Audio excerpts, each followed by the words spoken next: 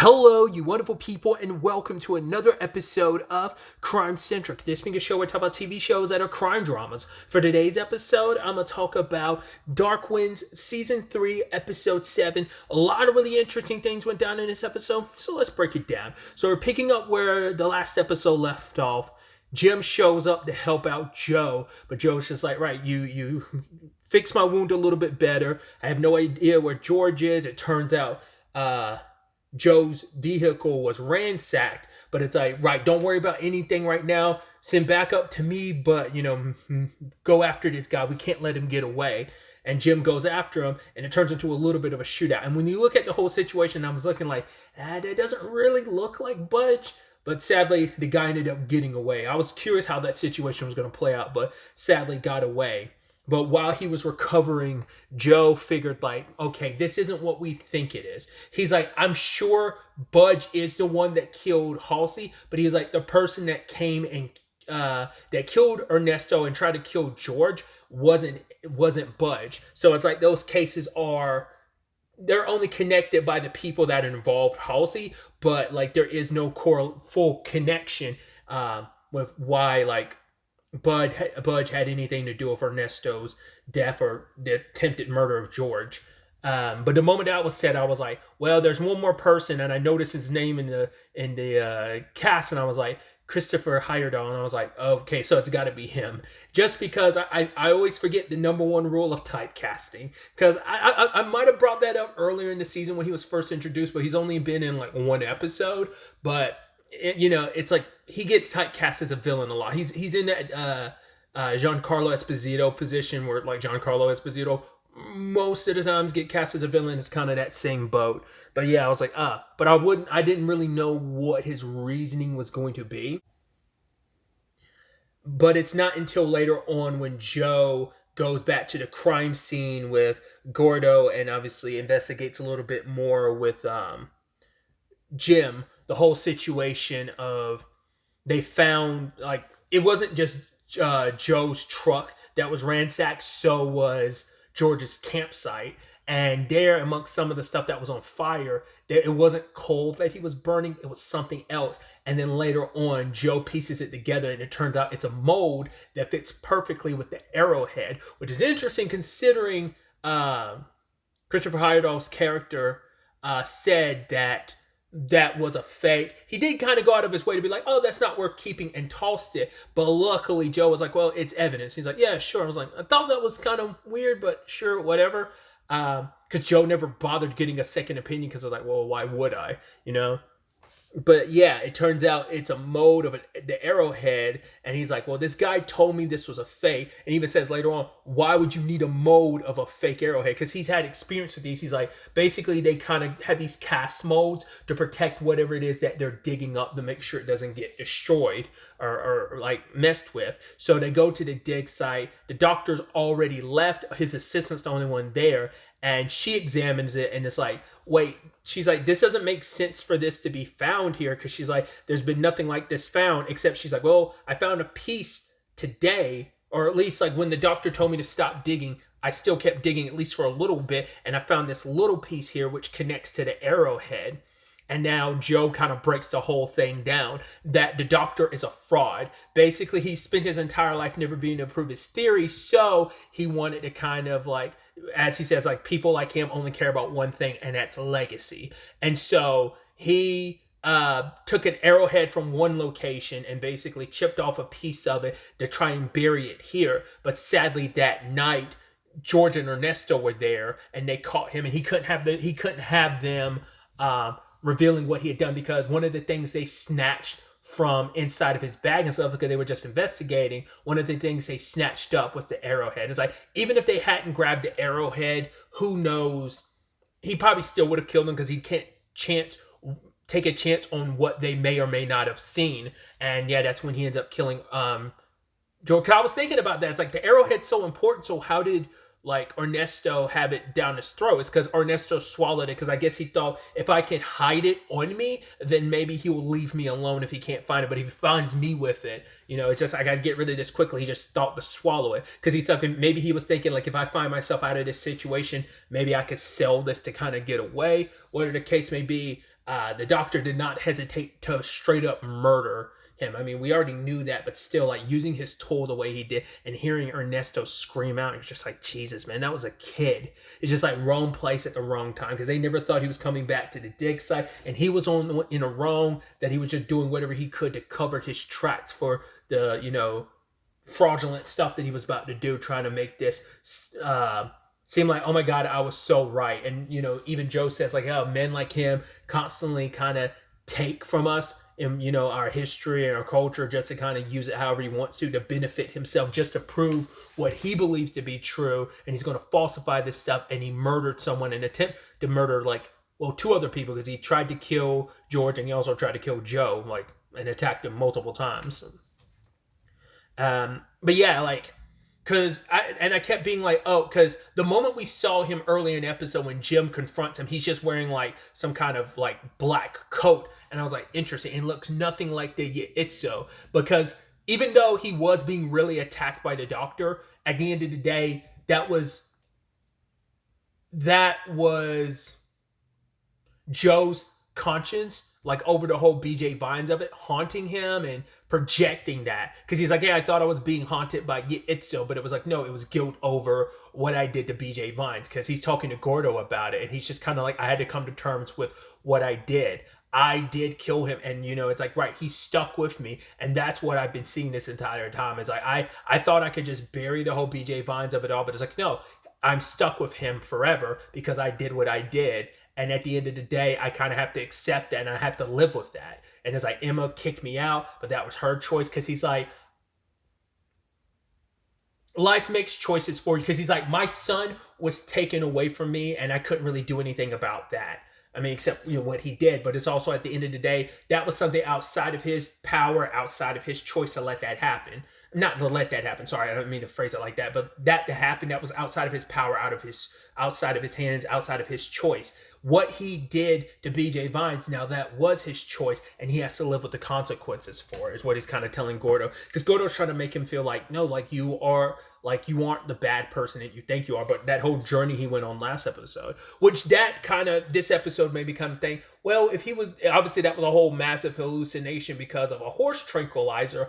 I was curious, could he have been exposed to it throughout, and that's why he was seeing the Your'ísígo? But once again, it's just his own guilt ravaging his mind, and it ended up projecting over what he was seeing. So it wasn't even like the doctor was, well, he was dressed like that to hide his identity at night, but it was also it just happened to look that way just because, like I said, Joe was projecting his own guilt, and it was just kind of eating away at him subconsciously, because it's this is kind of what he felt like he deserved, because he's being haunted by the spirit of BJ Vines for what he did. So it's kind of there is just spiritual nature of that darkness is with me, and it latched onto me that way. But also just, even if you don't want to look at it from a spiritual route, just look at it from maybe just a just personal route of, like I said, just projecting your self-guilt and stuff. So,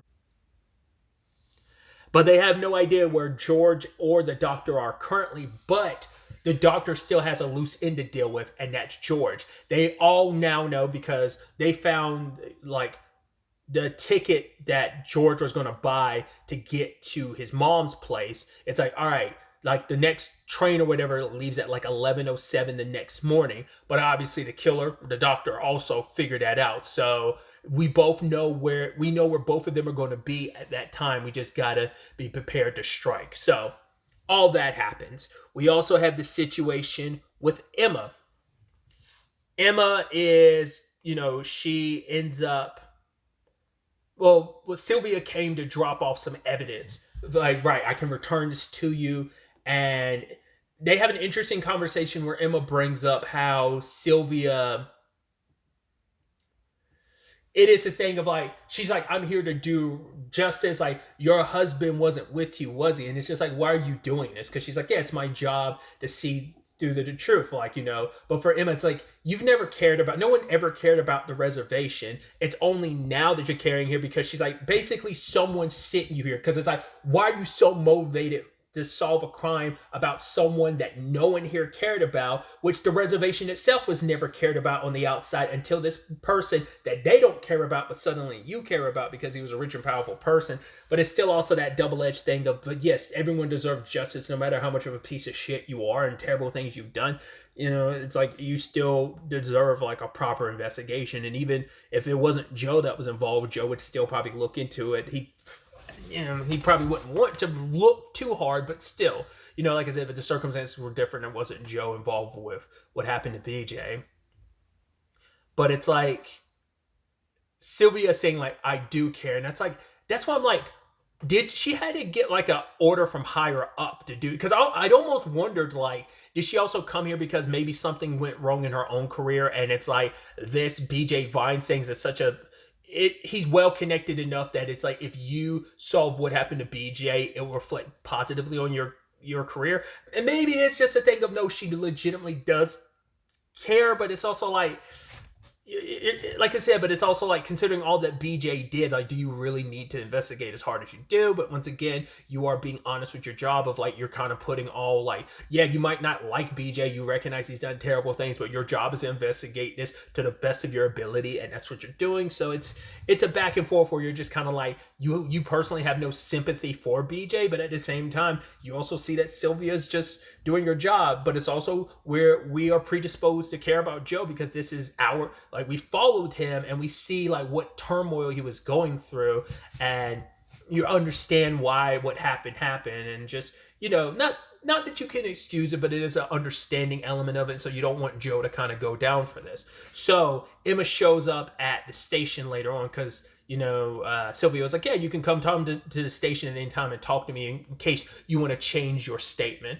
And I was curious to see, I was like, well, I was pretty sure Emma wasn't going to turn on Joe, but she kind of laid it all out where it's just kind of like what happened to her son ate away at her. And she wished very bad things and wanted revenge against BJ. But for her, it's like at the end of the day, she found a way to heal herself from that and kind of let it go. She didn't drown herself in it, that darkness and that vengeance like her husband did. But it all came rushing back when she found peace with it all to some extent. It all came rushing back the moment BJ's body was found. And it's just, it is the complicated thing. And her and Joe had that conversation of Joe wallowed in it, and Emma felt what she felt too, but she had to deal with it on her own because she couldn't count on Joe to be there for her, because it's like Joe was so consumed with work, with BJ, with what happened to their son JJ, that there was no room in his heart for her, and even saying like for our son, that is just kind of like, so I've had to walk that path alone, and I will continue to have to walk that alone. Maybe one day I can forgive my husband, but not right now. But then she says, my husband was with me, giving him his alibi. And Sylvia's just kind of like, okay, and just kind of accepts it. It's like, I know you're lying. But it's like outside, like she has circumstantial evidence. She doesn't have any hard proof to say that Joe is the one that did it. But this was the last thing Emma was going to do, because she wasn't going to, she knew if she left before giving a statement like this, she wanted to bear it all, but also I think pouring out her heart and soul. Like maybe she hadn't at that moment decided what she was going to do, but maybe it's also the element of it solidifies her situation where she's pouring out her heart and soul about everything and kind of telling her where her and Joe are, that it adds more to her statement of being like, despite everything, my husband was where he said he was. He was with me all night. I am his alibi. Because it'd be more suspicious if she left before now, but she needed to get away from all of this investigation, and also Joe, but because also Joe made her into a liar and drew her deeper into this whole situation. So understandably, she's leaving and she's going to her sister's, but obviously she still loves her husband, and obviously it hurts her to do this, but it's like she's doing what's best for her, and maybe this is best for Joe to kind of take even more time to reevaluate things, and maybe something better couldn't come from this, that maybe they can find their way back to each other when this is all said and done. But yeah, so we'll see how this all wraps up with the whole BJ of it all, considering she has no hard evidence. I don't know what she's gonna do now, because like the linchpin to this is Emma, because Emma's the last piece of the puzzle. But if Emma's gonna like perjure herself by being like, yeah, Joe was a lot with me, then like what else can you do? Because like I said, you don't have any hard evidence that it was Joe. On the other side of the episode, we pick up with Bernadette, where obviously figuring out like, oh, Ivan was a part of all this. So once again, you kind of opened yourself up to him, like the first relationship you've had post everything with Jim, and you kind of made a choice to be with him, and now it's like, oh cool, the one guy you decided to make a choice for after everything ended up being the bad guy. So it's like, cool. I'm sure for her it's like, man, I know how to pick him. First Jim, now Ivan. And so Ivan's telling her like, right, you're not going to do anything crazy, right? She's like, no, I'm not. She's still trying to play it cool, like she doesn't know what she knows. And so she develops the photos and ends up figuring out what the little girl from episode 1 was talking about when she said pig. The pig thing she was talking about was like a device that basically cleans pipelines, and that's what they've been using to smuggle the drugs through.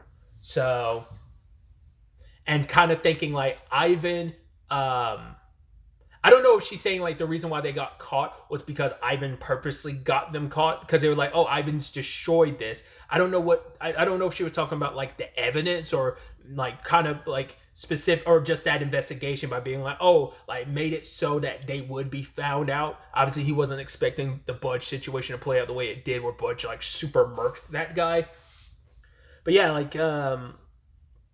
Bernadette didn't know who else to turn to. She turned to her one ally in this all, and so it's like, what do I do? Because she doesn't know who else in the department has been compromised. So she goes and has lunch with Ivan, trying to pretend like everything's okay. And I thought it was so interesting where it's like Ivan's like, well, yeah, I think we can, do something about Spencer. And she's like, nah, I'm just gonna let it go. He's like, no, I think we really should. It's like ironic, like even at the beginning of the episode, this section of the episode with Bernadette's story, you were pushing for her to drop all of this, but now all of a sudden you're like, no, go ahead through. It's like, yeah, you're definitely setting some kind of trap, but it also could be like, whatever you do, I want to keep an eye on you type of situation. But I'm assuming it's like he was kind of ordered to kind of nudge her along so they could trap her maybe.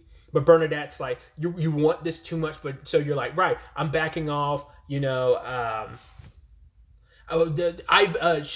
like, Ivan, don't worry about it. Spencer, a man like him, will mess up again, and that will be our opportunity to strike. But going now will be too risky. So I don't know if he knows, or at least figures that she knows, like her behavior towards him. But he confronts their boss, and he's like, yeah, I don't want anything to do with this. But his boss is like, well, oh, you're sipping her Kool-Aid now, and so now you caught up in everything. Your job was to basically keep an eye on her, because like Spencer knew he was being watched by her and stuff, so his job was kind of to play defense and interfere while also placating her and pretending. But now it is the thing of that pretending has led to him actually caring about her, and he doesn't want anything to happen to her. Because the difference is, like, looking the other way with some stuff is fine and dandy. It sucks, but it is what it is. It's nothing too bad. But now it's like, oh, I watched as Budge murdered this dude, and if I step out of line, it could be me. If she steps out of line, which she's been stepping out of line, Budge had this whole meeting with her across the border that you're just like, yeah, he's trying to make a point, and yeah, he's worried about her now. But it's kind of like, yeah, if you kind of don't fall in line, Budge will be the one to kind of rectify this whole situation. So either way, Bernadette and the other cop are the only ones to investigate Spencer Ranch, but no one is there. None of the workers. The place is quiet. I'm like, that's spooky and weird. But then her friend believes her to be like, I'm gonna call for backup. I'm like, that's suspicious as hell. Like, she's in on it, isn't it? And lo and behold, it turns out she is. You confided in two people that you decided to confide into. First, the whole Ivan of it all. But also, even before Ivan, it was her friend, because they like stay together and stuff. It's like you confided in her because you thought she was the one person you could trust. But it's like, who knows if that entire department is corrupted? The head honcho is corrupted, Ivan is corrupted, and even your friend. It's like the three kind of main characters from the Border Patrol department are all corrupt. And like I said, it could be the entire department for all we know, but it probably will just be those three. So, but yeah, like, Budge was kind of dealing with that one particular worker, put him in the door, and I was like, are you about to kill him or whatever? But you left him there and told him to be quiet. And when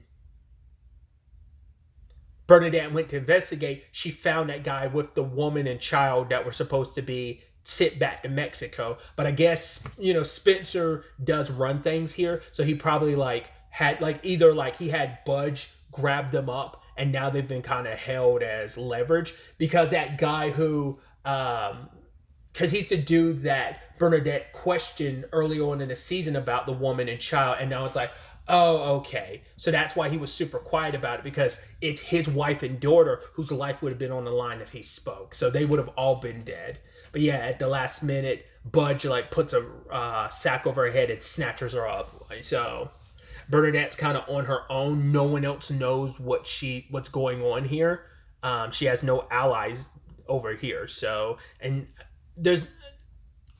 I'm curious to see I called a sneak peek. Budge is going to deal with her like he did the guy earlier in this season, so burying her alive. It's like, I guess that's a lot easier than leaving I guess, why do you want to make her suffer like that?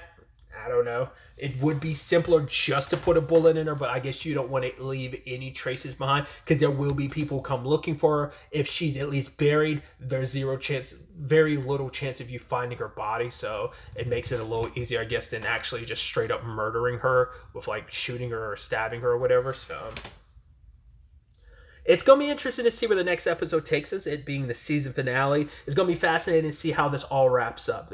Our three major storylines of Sylvia and the whole BJ investigation, catching up with the doctor who's still trying to kill George, and then obviously Bernadette and this whole Spencer situation. Is that going to be resolved? Is Budge going to like get shot and killed, but will Spencer be taken down, or will he still be able to run rampant? What about all these dirty cops that are working for him? Maybe Ivan will come through. I mean, he might be like the X factor in this because he's starting to have a conscience. He already did, but it's only now fully kicking in because of Bernadette. But because of that, he might be able to want to get word out to Jim about this, and Jim can show up, potentially help, like, because Ivan can't handle this on his own, so you need outside help. So because she has, obviously he got introduced to Jim, but she also talked about Joe, so maybe both of them come down here to help. We'll ultimately have to wait to see how the next episode plays out, how the whole season ultimately ends up playing out. But really, that's all I wanted to talk about. So the next time we meet, be happy, be safe, live life to the fullest, and enjoy it. Good day and goodbye.